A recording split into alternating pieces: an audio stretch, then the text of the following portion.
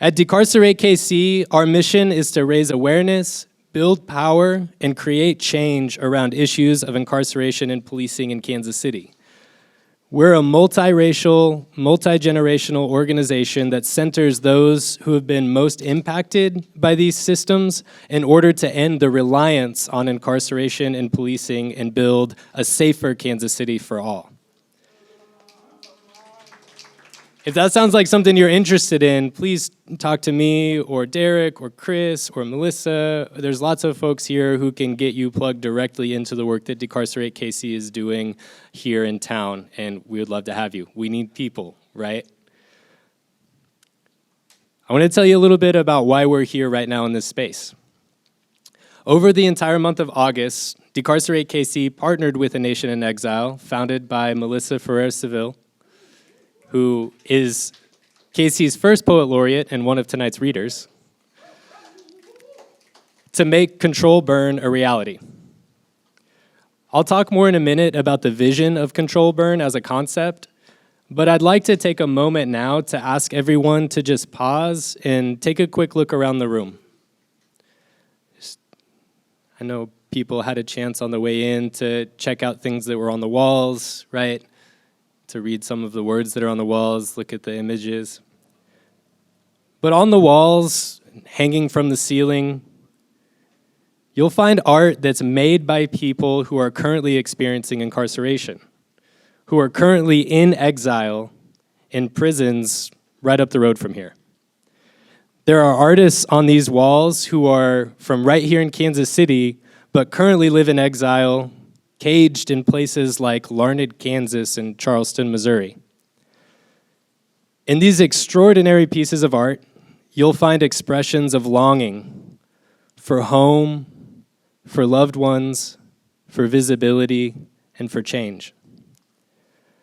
You'll find extraordinary skill and an eye for detail. You'll find dreams and reflections, hope and despair, perseverance, and pain. A couple weeks ago, many of us gathered right here in this room to hear a panel discussion about creativity and art behind bars. Who was here for that? Folks, yeah, definitely some folks that were here for that are here tonight. We heard about the ways that writing or making art serves as a catalyst for personal growth and reflection, as well as a gesture and a prayer towards something better that lies ahead. For folks who are incarcerated, it's also a vital connection to the outside world, a chance to commune with the people and places from which they have been made to disappear. Above your heads on this, my left, stage left side of the room, for example, hang over a dozen greeting cards handmade by an artist named Levi, currently doing time at Larned Correctional Facility in middle of nowhere, Kansas. Levi makes greeting cards so that he and others can express themselves to loved ones on the outside. Whether it's to communicate with a spouse, a child, or a friend, the very act of facilitating meaningful connections with loved ones is resistance for those exiled by incarceration. It is radical. It is hope. On the far side of the room, when you first walked in, you'll see the words of Khaliifah Williams on death row with an execution date 25 days from now. You'll see his poetry, which reaches across time, across prison walls, and touches the soft, gentle truth at the center of our shared humanity. Poetry that addresses the heartbreak and, again, the resistance of life observed in exile. The system of incarceration does everything it can to break the spirit and to crush hope. These small acts of resistance and assertions of existence in the face of exile and erasure are where hope starts for all of us. Edward Said says that exile is the unhealable rift forced between a human being and a native place, between the self and its true home. Its essential sadness can never be surmounted.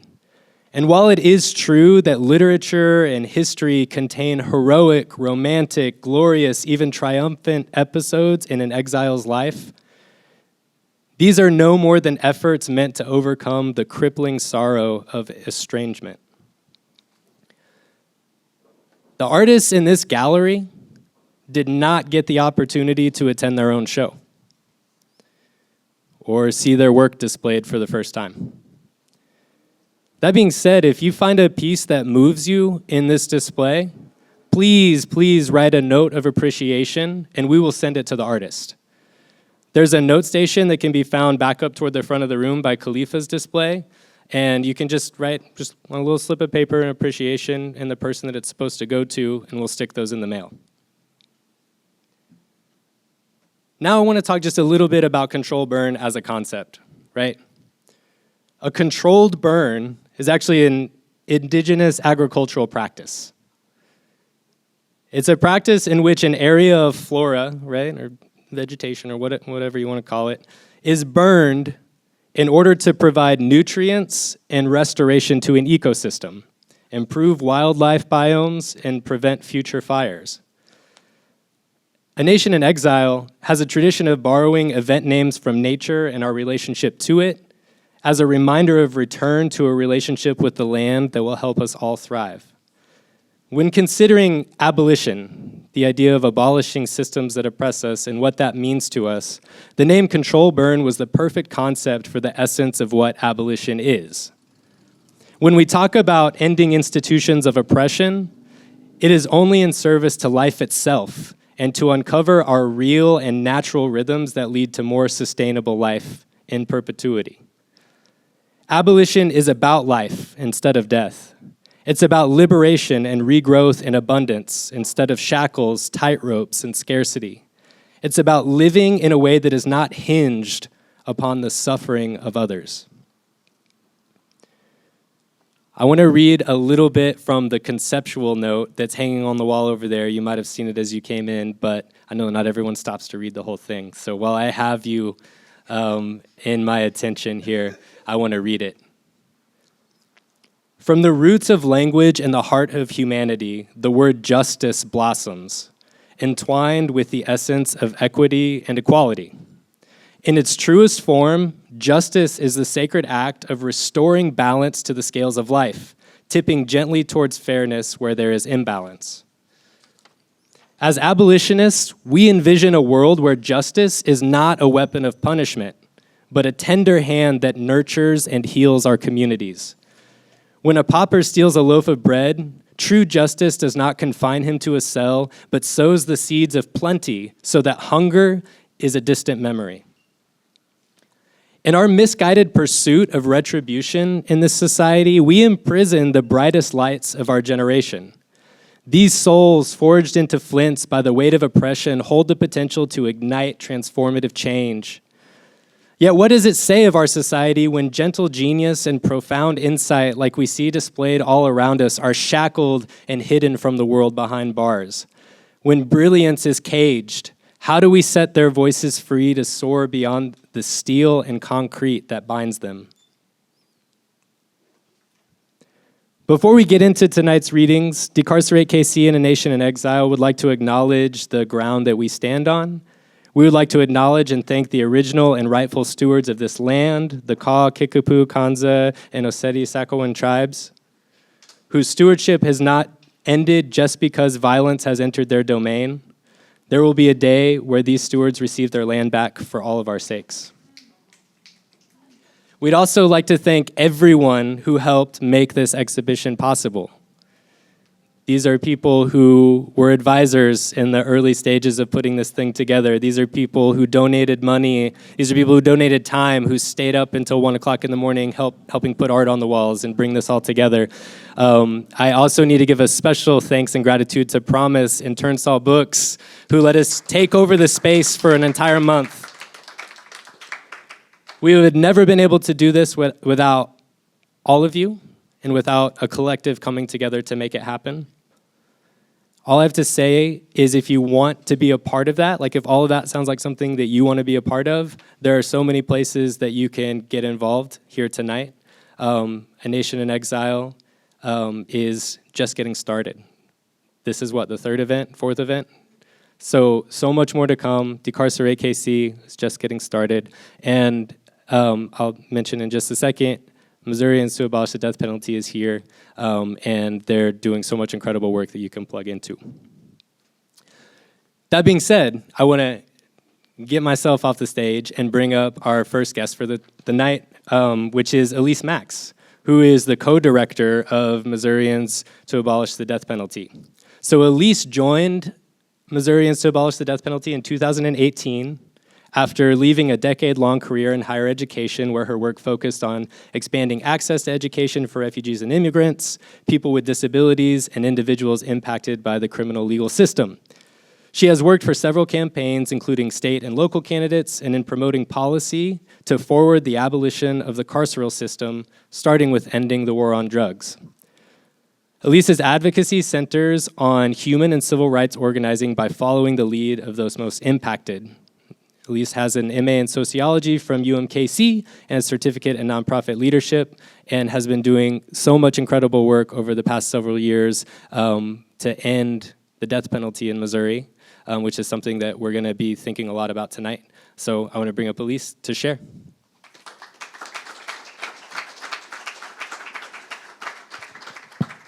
Awesome. Thank you, Dylan. Thank you, Decarcerate, Nation in Exile, and everybody who has come together for this event tonight, and everybody who is on the ground fighting the fight. Missourians to Abolish the Death Penalty. I guess I want to start out with a little disclaimer. I've been on the road all week. We just came from a hearing for Khaliifah, so I apologize in advance if I'm not the most eloquent speaker right now. There is a lot to take in that's going on with Khaliifah and watching prosecutors and the Attorney General trying to kill an innocent person. So I'm coming from that space, and it's really good to be here with people that care and that know that abolishing the death penalty is the bare minimum. The state should not be murdering people. And so as we work towards abolition, we have to end state-sanctioned murder, number one. If Khaliifah is executed on September 24th, it'll be the 99th execution in Missouri and the 12th execution under Governor Parson. I've only been doing this work for 5 years, and we've had 11 executions, 2 of which are folks that had very strong innocence claims that were never heard in court. So what is going on with Khaliifah, his attorneys, the Innocence Project getting behind this, looking at new DNA evidence, this is amazing. And in Missouri, unfortunately, this is what we have to call a win. We are seeing some of the most egregious and atrocious testimony coming from this hearing. Prosecutors that are admitting to contaminating DNA evidence, destroying fingernail clippings that could have actually solved this crime and put the victim's family out of their trauma years and years ago. And what I've been really processing is this is about Khaliifah, because Khaliifah's life is on the line, and it's so dire and so urgent. But this is about a very, very broken system. And I think about the 99 people, and I think about the innocent people in St. Louis County that have had these same prosecutors that we're not able to bring back. We can free an innocent man from prison. We cannot bring someone back from the grave. This is dire, and I'm so glad to see everybody out here supporting Khaliifah. Khaliifah is a beautiful, beautiful individual. You can see it through his art, through his poetry. A week ago, he accepted an Alford plea, which is basically saying, you have enough evidence to convict me, but I'm not going to admit guilt. That would have allowed attorneys and advocates to continue to fight for his freedom without having this death sentence over his head, without having this execution date. Yes, life without parole is death by incarceration.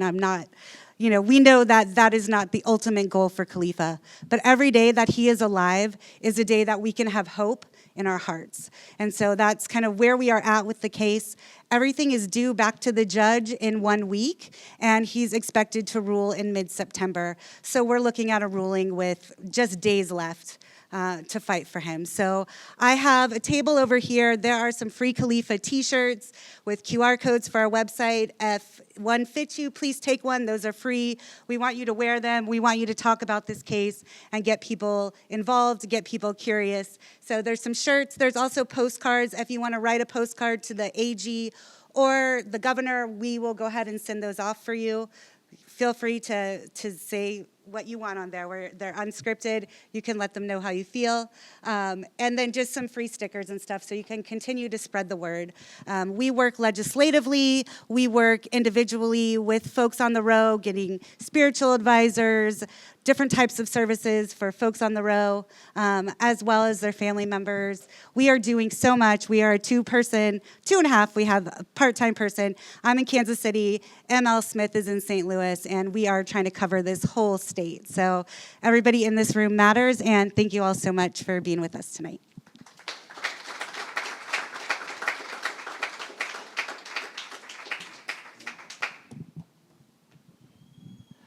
Thank you, Elise, for sharing and giving us that grounding. So in case y'all missed the memo, tonight we're here to celebrate Khaliifah's poetry and the words that he has given us. He's been writing all these years and has amounted to a really rich and incredible and beautiful body of work.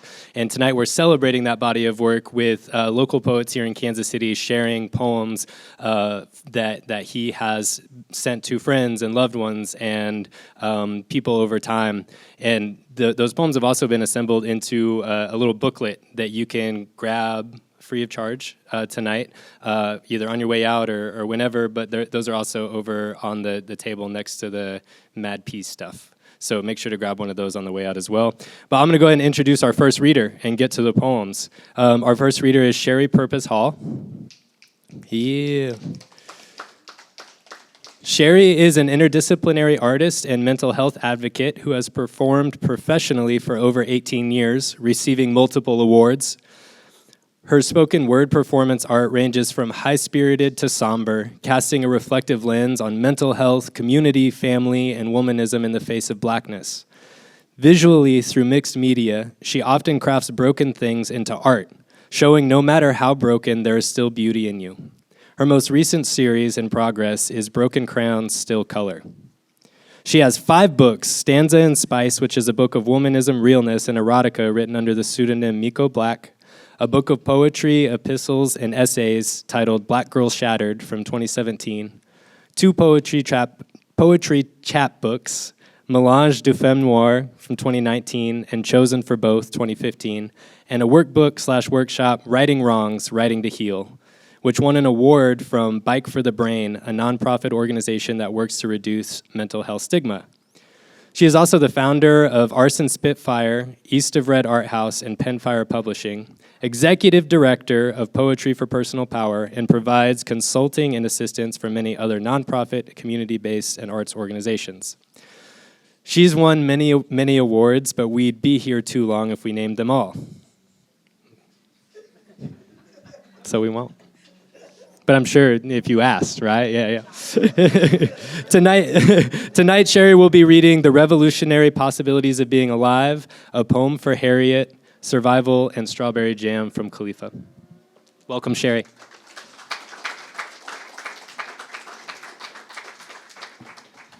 I could have swore you said this was a celebration of poetry. Energy, yes, let's bring that up. Okay, we out here now.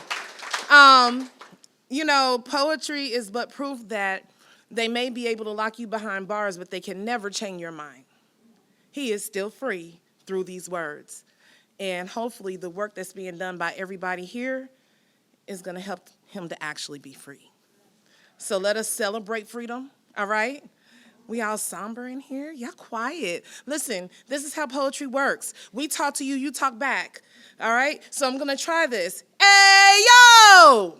Hey, yo! Hey, yo! Hey, yo! Okay, I'm going to culture y'all, but we're going to get to that after this first poem. All right. The revolutionary possibilities of being alive. This reflection of society is quite in step. Although many have been abandoned, forgotten, ridiculed, and left for death, there is life. Now consider and seriously reflect how the marriage of trauma and mental illness affects all who enter the prison industrial complex. Unscathed, there are none, but still there is life. Picture a pharmaceutical paradise, placebos, clinical trials and tests, oppressive prison conditions, deliberate indifference, Supreme Court precedents, exorbitant filing fees, strategies to dissuade, upset, and reject the already dejected. So instead of going right, most go left.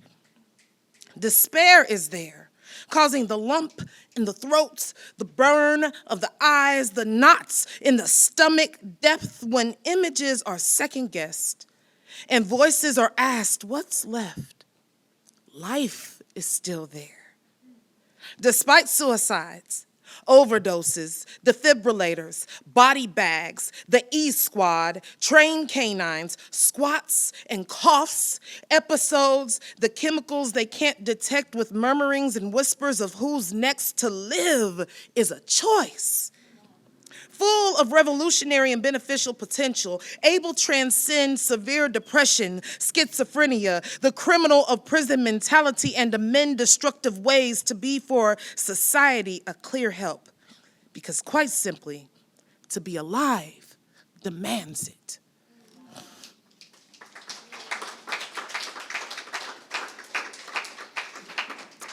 That gave me all the things, you know what I'm saying? I'm here now, I'm grounded. To be alive demands it. Okay, so I'm gonna culture y'all. When I say, ayo, y'all say, I, y'all with me? We gonna do some call and response. We're in church right now, all right? This is praise and worship, this is poetry, this is how we do it. Ayo! Oh God, I'm at home now. Okay, you guys. All right, next poem. A poem for Harriet. Slave ships packed, bound for a new world on the map.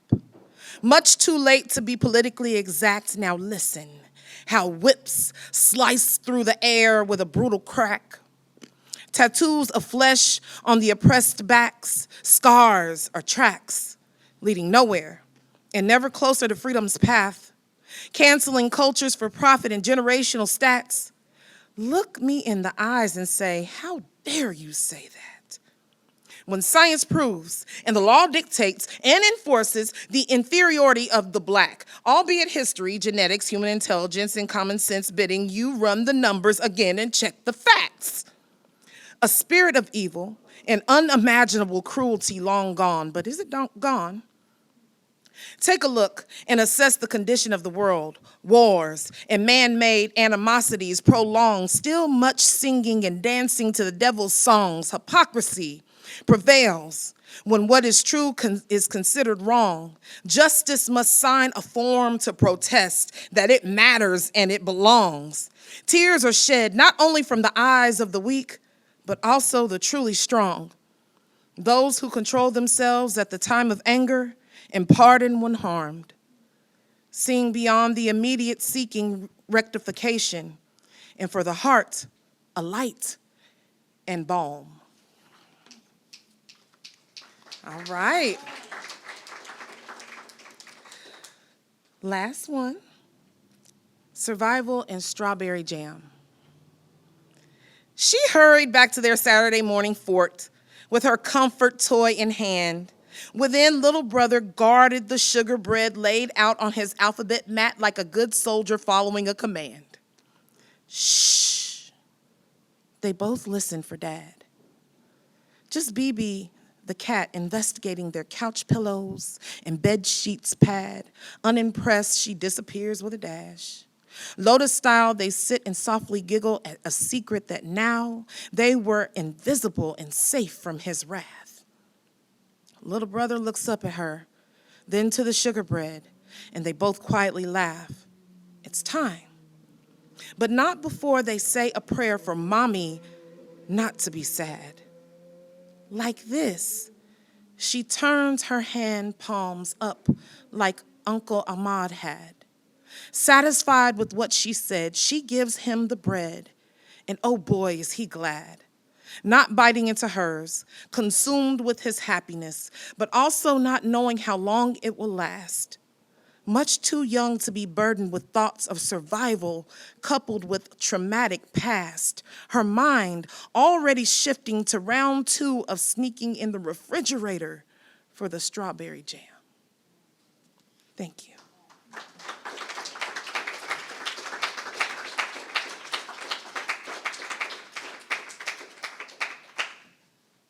All right, y'all. I want to bring up our next reader now, Amayzn. Brandon Amayzn Nelson is a spoken word artist, vocalist, radio personality, mentor, and host who has long worked the performance circuit. He's the 2023 KCPCA Best Spoken Word Artist, co-founder of the Headhunters, a Poetry for Personal Power sponsored artist, and is part of many affiliations, all in the name of poetry. He has shared the stage with many greats, having his work recorded and distributed to the masses and winning many competitions. Tonight, he'll be reading Exoneration Over Mitigation and I Can't Breathe by Khaliifah. Welcome, Amayzn, to the stage.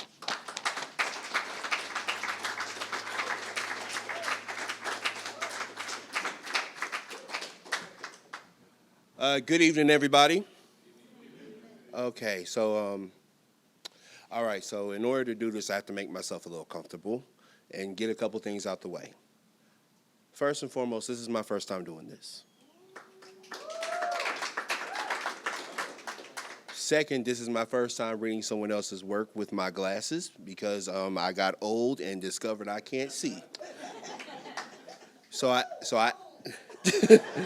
I'm going to do my best with my Ruskin High School education, but more importantly, I want to honor the works of this man that, though I have never met him, my prayer is that the energy that I give to his works and his words will be able to live on with you and inspire you to do the one thing that is always a poet's hope, is to inspire others to keep on with the fight and keep on with the right.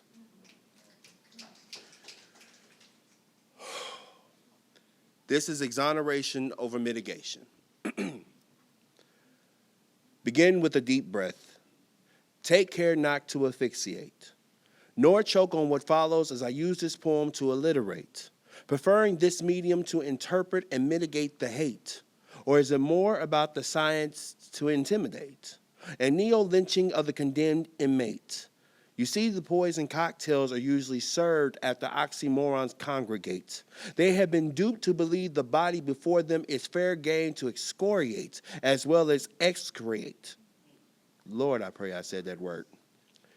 But let us be humble, have patience, and wait. Breathe out slowly as the path is pointed towards to elevate one's mind state. Imagine business as usual behind muffled doors of the legislate, who pretend to be unaware that secrets are out and commonplace. Proceed no further until you sincerely contemplate your privilege, place, and position as devil's schemes seem intricate. Remember that no one can overtake fate, and know that altruism must cross a divine line to begin to alleviate. Because in this age, dead presidents are used by puppeteers to delegate, manipulate, deny, filibuster, and democratically procrastinate, while the rusty scales of justice are overburdened with hypocrisy, exclusionism, and secular weight. Now, who cares to care despite being unable to fully relate? Try to look through bright brown eyes or visualize the death warrant and execution date as lawyers scramble to litigate. For their clients in decline or in a defiant state, so obvious what I'm implying, still they offer up pills to sedate. As for me, I offer my will and complete trust in the best to create, and I lend my voice to say, exonerate.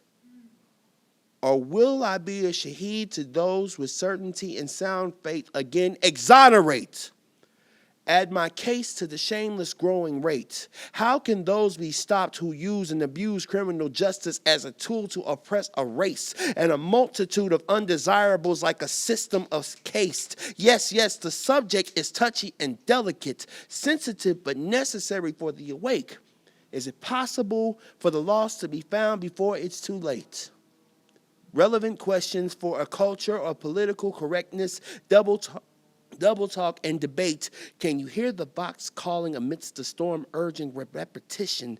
Expiate, expiate, expiate. No need to reject the last meal, because freedom I will taste. Because it is the remembrance of Allah moist on my tongue, so I exclaim, He is sufficient, He is most great. See how they squirm when he is mentioned, justifying their routes of escape. But when desires and false gods are mentioned, they placate. So please, please, keep the pen pals and your partners. I care not to fornicate. After this hardship, I desire ease and hot water to exfoliate, casting off layers, beginning the process to affectionate a life for myself, using the best of mankind to emulate. Such is the force of success, but only a few will participate. Most will doubt, mock, forget, and attend to repute. Hey, Sheri. Art, thank you. Repudiate. The path of the strangers, unlike the strangeness of those who live for desires and deviate, as they consciously or unconsciously perpetuate the myth of due process with unworldly progress, they propagate all manner of isms as well as educate in their halls of learning. The seeds of blind acceptance germinate under the Amen. System spoils go to the best to articulate this hostile experience that still Willie lynches to satiate. The mob's thirst for blood, although the genetic material should be material and invigorate. Unbiased minds carefully reading the signs, for there is just a decision to make. As these lines come to an end, please know and comprehend that I will never make the mistake believing that the final decision is other than his who receives. No, just estimate, because that is easy for him, the self-sufficient, the most great.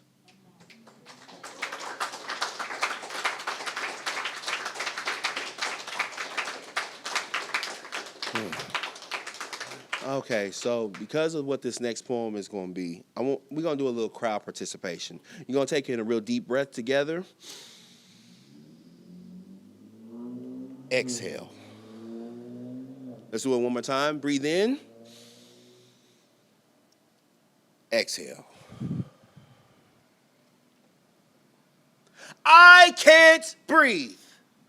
Neck plus knee, I can't breathe.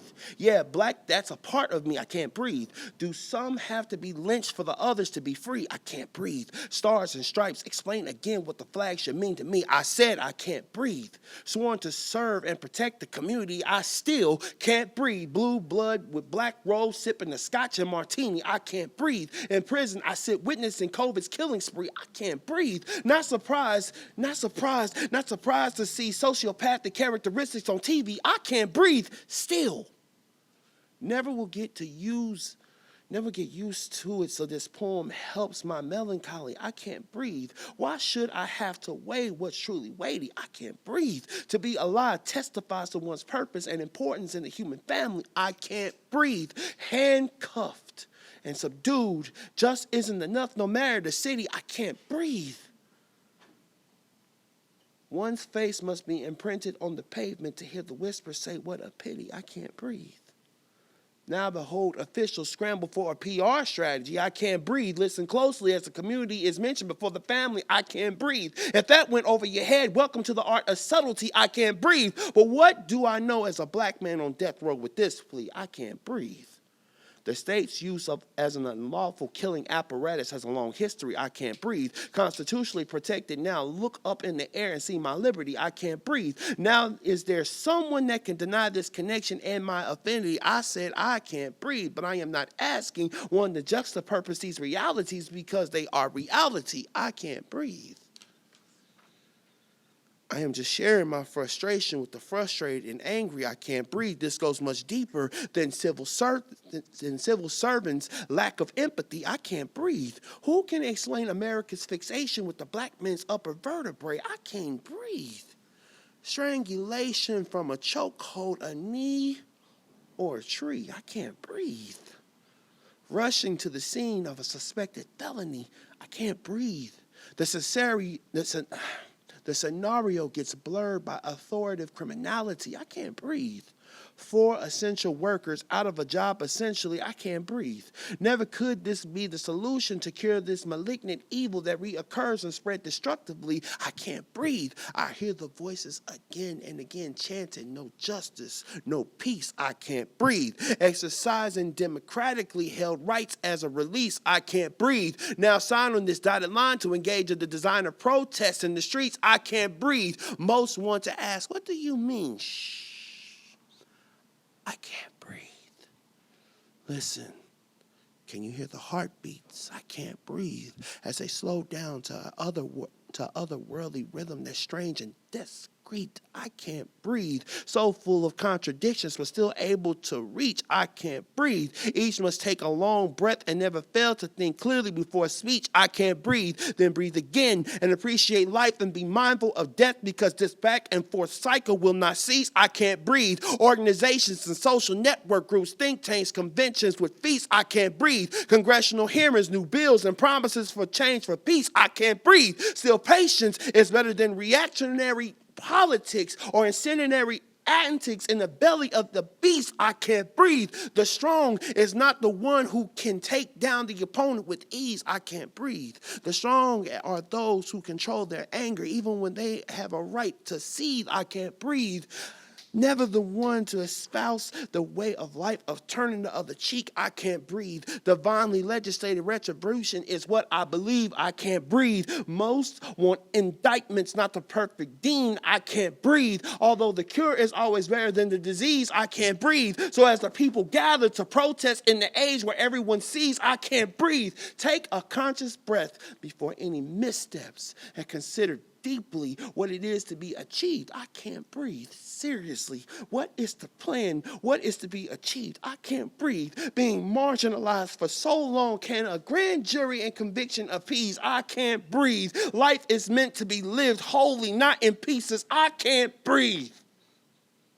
Smothered by systemic denials and the deliberate indifference to the word please, please, please remove your knee because I can't breathe was a death sentence warranted for an alleged $20 forgery. I can't breathe. Whatever happened to innocent until proven guilty? I can't breathe. Behold the new phenomenon after being found guilty. Many are proven innocent and set free. I can't breathe.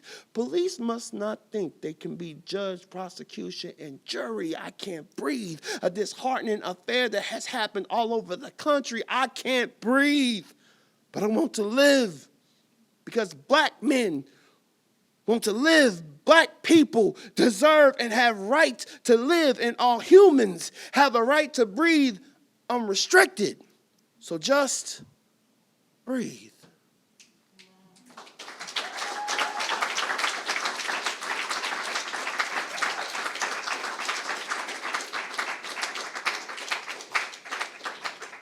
All right, y'all, give it up again for Amayzn.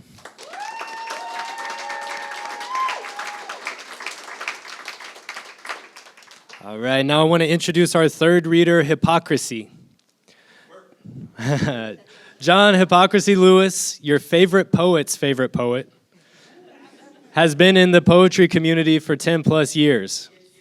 He represented Kansas City along with his team FTW on a national poetry slam level in 2015, 17, and 2018. He is the current slam master of the Regulators, ranked 5th in the Midwest region, 16th in the Southern region. 11th, I was going to say, I think these are outdated rankings. Come on now. He's the host of I Am Hypocracy Presents, Third Thursdays during Poetry on the Vine, paying artists to feature, slam, or cipher. He is the creator of Spoken Easy, a prohibition-style open mic. That's a name chosen by a poet. Spoken Easy. Yeah. Let's go. He was a 2021-22 finalist for the Kansas City People's Choice Awards, winning the 2022 award, and sponsored Artist of the Year for Poetry for Personal Power.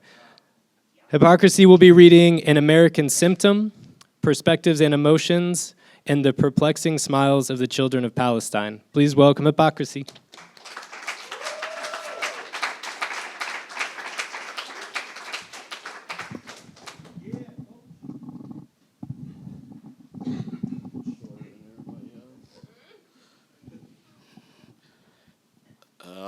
wanted to do this. Good evening, Saints. I kid. I don't have anything fancy to say like my cohorts here. The American symptom. From Buffalo to Texas, with only 18 years of expression, death is the period of this grammar lesson. It's said it's hard to deal with, but we must look beyond the American myth, come to grips with the lifeless hearts consumed by glitz. Zombies out for blood, not only brains, truly they walk among us. See how they filibust for change. Go ahead and point your fingers and scoff at what I say. Assault rifles, weapons are idols, witness their altar streaming online. With big tech's help, which is more insane? Many say it's time. Time for what? What is it time for? The cycle is set and only fools will continue to ignore cultural norms solidified to the core. Violence touches everything under democracy and capitalism with their mantra of more background check. Narratives along with paying heed to the signs. Who can decipher any of the rhetoric when there are an increase of stuffed animal shrines? Candles are lit and tears are shed, but be on guard because it's only a matter of time. Mental illness never sleeps. It stays awake being bothered by the stillness. Not enough essential workers to adequately deal with this indifference. Lack of empathy is not the human's essence of spirit. Know that there are many layers to a schizophrenic. Better a loaded statement than a loaded AR. In the hands of someone who is numb with life's wearing body armor with video games focused on intent of manifesting carnage and horror level after level, destroying without at least concern of who you already. Set. Player one. Hollywood movies. Music. To make you do it. TV shows, dark web trap rooms, Looney Tunes, and anime. Iblis's web has spun. 1776. Born was the Democratic Republic, full of contradiction, denials, and shadow subjects. 18 years. It's just not enough time to love it, kiss it, or hug it, only identifying with extended clips with slight adjustments. Supreme Court politics is president. Congress is stagnant with its antics. Presidential geatrics. International intrigue with America's next war ever present. Domestic challenges because actions are only by intent.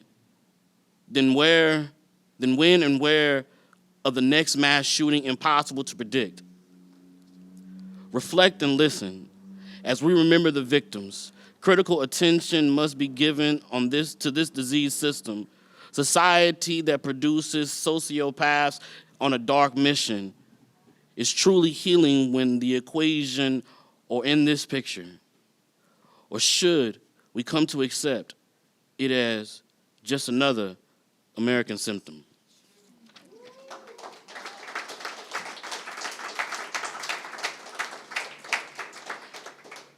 Man, words. Perspectives and emotions. Man, these are tongue twisters. I've read these for a week, 2 weeks, man, and they're still Iblises. It's the tongue twister, B.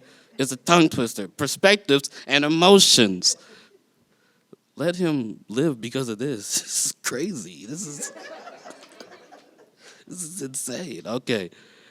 I have this place where I can go, a place of calm, but I still need help.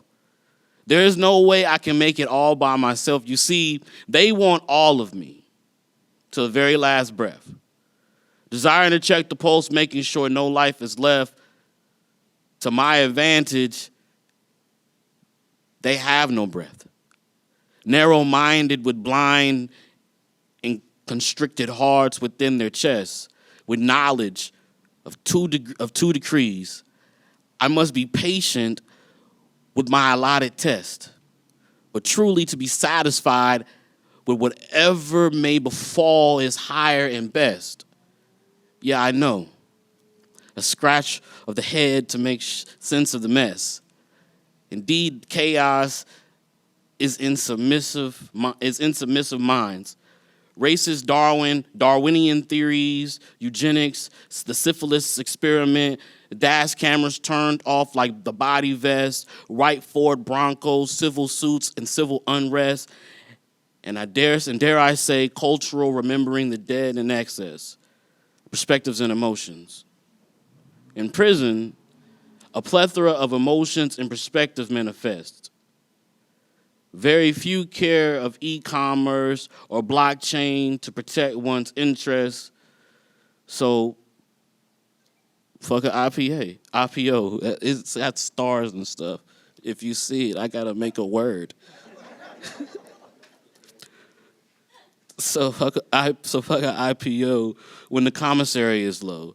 Deceptive smiles with quick glances is survival of the fittest. In this environment of mental illness, predators still probe for weakness, midline fool, but it's not the sign of who is the weakest. Some are chronic care patients, while most chronically care less. Just found a niche to pill pop to deal with the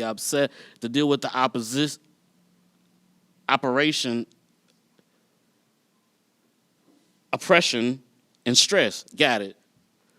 Calendars of interior design of a thing of signs and regrets. War stories being told and lived in this atmosphere. What can one expect? When pressure bursts pipes, even fools can anticipate what can come next. Perspectives and emotions. Dreams of coding of cryptocurrency with new coding text. Awoken to sounds of screams, laughter, pessimism, hope, and hopelessness. Cloud data that's not really in the clouds, run and fact check. On the stock exchange, trading slaves on its precious index, emoji, noose around neck. Inmate forced into restraint chairs for subjective disrespect. Sadistic citizens offered this job freely expressed their lack of and seemingly control over life and death. Judiciary quick to give summary judgment at the defendant's request. Who can the 13th Amendment duly convict, appeal for a redress? Because business is booming in the industrial prison complex. End-to-end encryption on the feelings, but still my eyes get wet. Indeed, the situation needs healing, one that is divine, humane, and high-tech. The interlacing of issues that normally appear to be a disconnect must be shown, exposed, and without fear clearly expressed. Of these are just some subdued and modest perspectives and emotions.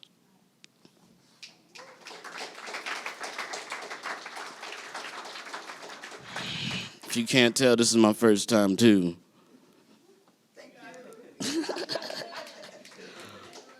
All right, here we go. Perplexing smiles of the children of Palestine. Despite the action of the few and excessive retaliation, drones, planes, bombs, tanks, rubble, buildings demolished, vanished houses and neighborhoods, hospitals targeted, UN shelters disrespected, murder, death, deliberate killing of non-combatants, babies buried alive, amputations, hunger, and political starvation, lack of or no water, strategic sanitation, because you got to sanitize your hands, strategic sanitation, daily terror, and terrorized daily, military maneuvering, moving here and there to return back again to nowhere, trauma with all its manifestations, international parlays and hesitations, defiance to the realization of two nations, global aid thwarted, global amnesia, siblings and relatives gone forever, parental worries, in the face of the apex arrogance and ethnic cleansing by any definition. Still, your laughter can be heard, and somehow you are able to smile, O resilient children of Palestine.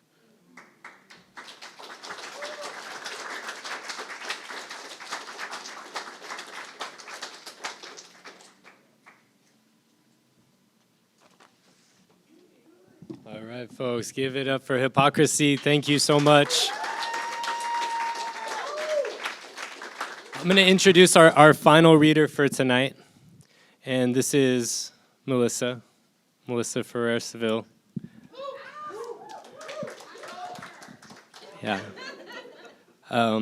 Melissa is a poet, organizer, and educator living on Ka, Kickapoo, Kanza, and Osage-Sacoan lands in Kansas City, Missouri. A self-proclaimed artist in exile, they are preoccupied with constructing new communication for the manifestation of a home we all hold in our hearts. Melissa is a Charlotte Street studio resident, Chrysalis Institute alumni, MFA graduate from Randolph College, and is the first poet laureate of Kansas City, Missouri. They are the founder and curator of the arts and organizing event series, A Nation in Exile, which is where all of this starts tonight and the past month. And I just want to say Melissa is a dear, dear friend. Our friendship means so much to me personally, and I know that a lot of y'all in this room feel the same. Tonight, Melissa will be reading Adherence, A Grave Situation, The Superman Syndrome, and Reflections on Dementia Because of Missing You, Grandfather, by Marcellus Khaliifah Williams. This will be our last reader. Everybody welcome Melissa to the stage.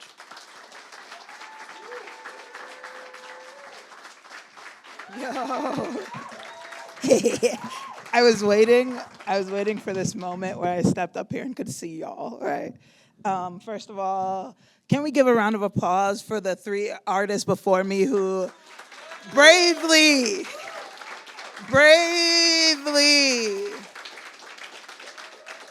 came up here today and read the words of an innocent man on death row. This is not easy, y'all. If you don't know anything about poets, specifically spoken word poets, we live in our words, right? Like when we perform, we read into those words. We let those words come through us. When Amayzn was like, I hope the energy that you feel can pass this on, right? Like we are bringing to life these words that are in this book beyond the bars, right? There's a I don't want to dictate or define your experience, for every experience is truly to each individual to have, but I have to say for myself that there is an impetus in my heart, a almost like a dictate, a commandment, right? Being in this space. For just real quick, and then I'll get right to it, like, when we receive some of this art, like if you haven't read like this essay that's on this wall, for instance, it was by chance, right? Some of the writers at Lansing, this essay is written by someone named Brandon Amore, and he's just naturally writing about isolation, and he's writing about isolation in prison, but he's also writing about carcerality of the mind and like the ways that we are incarcerated like every day, right? Not just in prison.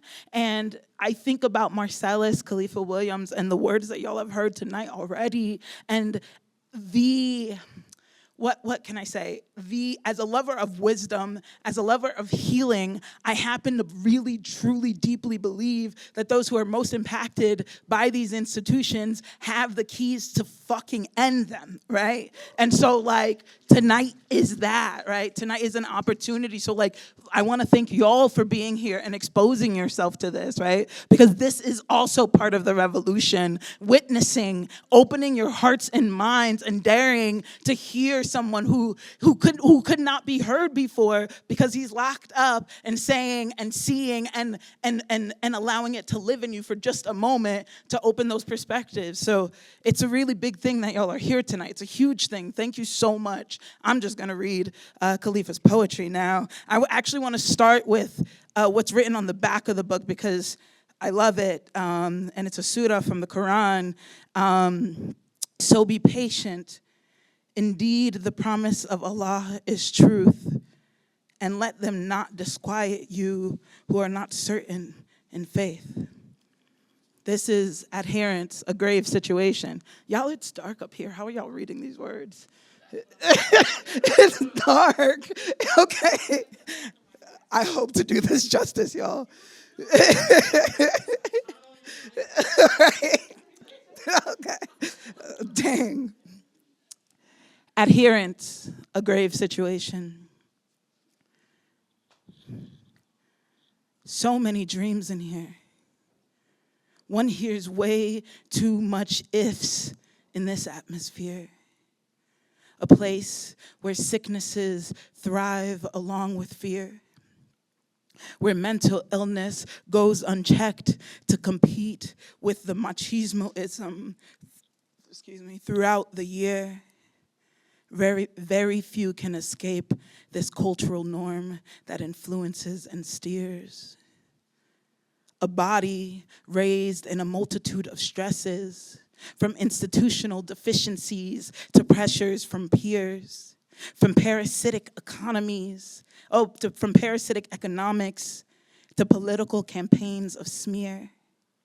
Indeed, from the courtroom we heard the jeers, and at times the peripheral catches the sneers from those who refuse to accept the connection between prisons and societal disrepair.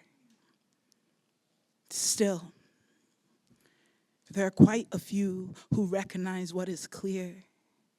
Rectification so far off, when it could be rather near.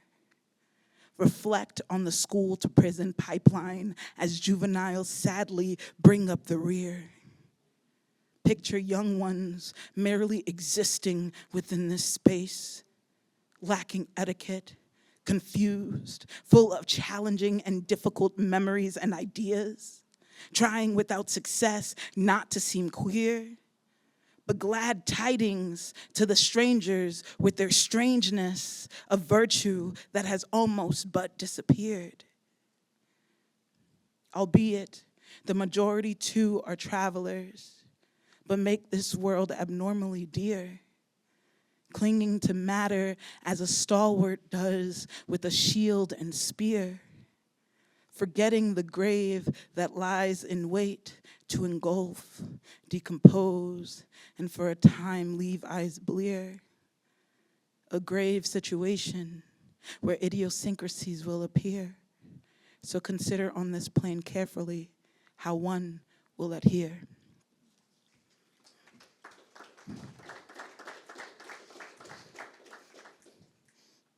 This is very dark, y'all, because I can't see. Okay. This is the Superman syndrome. Never wrote a poem about my father. Although near, he wasn't around, so why bother?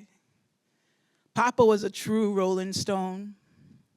Maybe the Vietnam War cut too deeply and distorted his view of his own. So forgiving, oh, that's helpful, thank you.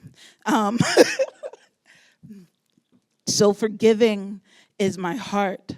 I have forgotten much, but clearly remember a beating as our first embrace, our first touch. Some may diagnose it, dissociative experience due to me not viewing this bonding as traumatic. Even the use of bonding to many will be enigmatic. Now behold, here is my father, the first superhero type. Never knew at the time he would just be a stereotype. Still, my heart keeps to forgiveness because I can see past the world's flesh. No tears were shed growing up due to being born with no regrets. Firstborn, I am here adding to his malfunction. I can only remember a yellow dump truck, a bomb pop, and a croquet set without instructions. But when I say he's a master carpenter, I feel a sense of his worth. Then I realize I was never taught such. Abandonment attempts to surface along with shame and hurt.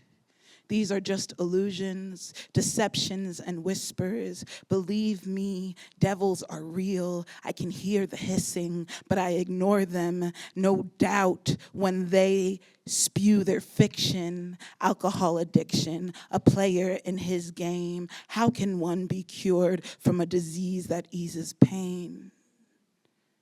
Writing a poem about my father brought up feelings I never knew I had.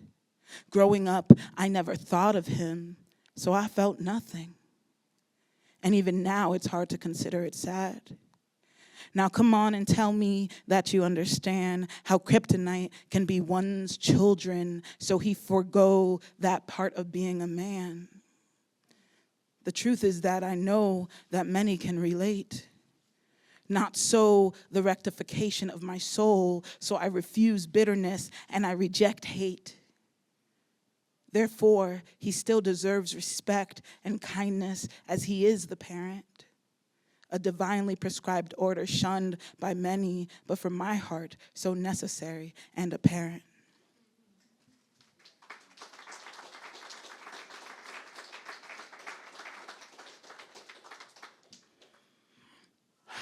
And this is the last poem, y'all. Isn't that sad? But really, if you haven't grabbed a copy, take a copy home with you. Thank y'all for coming. We'll do closing. Let me just do this poem. Reflections of dementia, causes of missing you, grandfather. I remember you asking, when was I gonna come and visit? Such was the moment of realization, and it hurt so much to hear it. I imagined you warring with dementia, desperately trying to cling to your family. But hearing your voice had me wondering if I was still a memory. I can picture you in a photo with the signature hill head and ears, smiling into the lens with eyes that I believed knew no fear. Since you have been gone, things have been said, terrible things. Never did I know about the abuse your anger did often bring. So many thoughts and emotions are flowing through me right now. Never could I imagine hurting those I love. Still, I see no benefit in spending energy on the how. I can only remember you as my first example of a strong man, an adequate provider, fearless, and one who was respected without even trying. Lived into your 90s, still getting respect without a memory intact and dying. Growing up, I have no memories of being hugged or told I was loved. I love you, grandfather. But the cycle must be broken with the guidance from above. Families in which we are born are a sign of wisdom and what has been decreed, so rights must be fulfilled and limits we must not exceed. I remember you stressing our left-handedness as a special connection. Even now I can still feel the pride I felt then from this reflection. After knowing so much, you revert to knowing nothing. I can't imagine experiencing a state where it is so difficult to be able to recall something, or afflicted with a condition where neural pathways have been completely shut off. This is one state in which it means to be lost. Grandfather, I haven't forgotten you, and know that I miss you, my left-handed comrade. But may Allah bless me to remember you always as simply Granddad.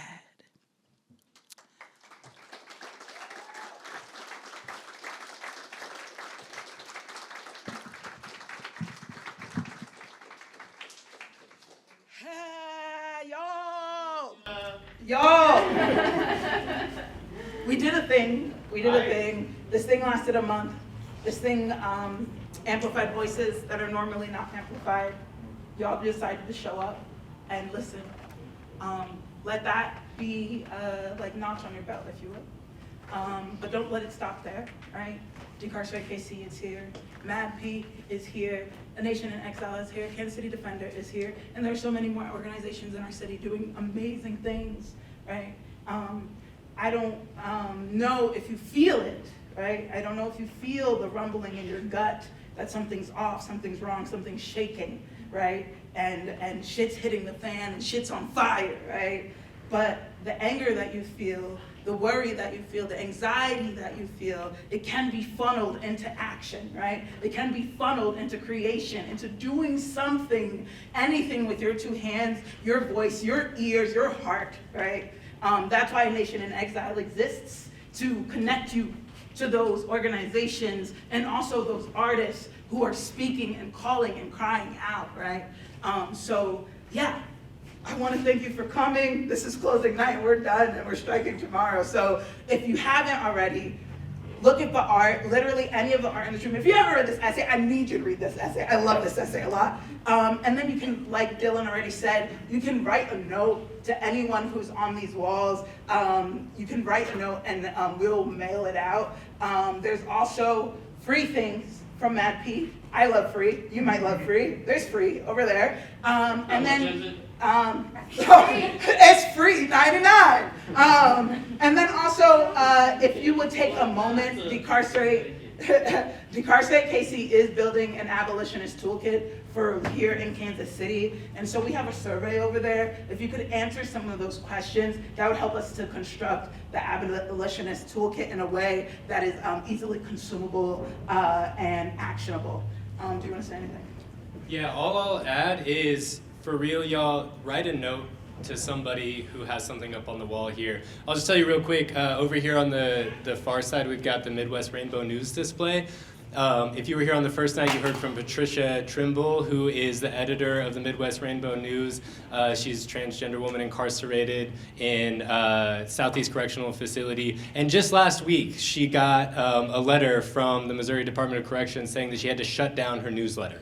Right, so she got a letter saying that she was distributing, illegal messages between, and this is, actually true due to the policy at the Missouri Department of Corrections, right? That she was distributing illegal messages between prisoners in the Missouri Department of Corrections, and she appealed that, and day of, the cease and desist letter was wiped away. So she's able to continue distributing the newsletter because people took action, right? Sent emails and said, absolutely fucking not in our name. And the work that she does really is completely out of this world and valuable. It's a lifeline for over 150 incarcerated LGBTQ folks in Missouri prisons, which are incredibly unfriendly, specifically to people who are,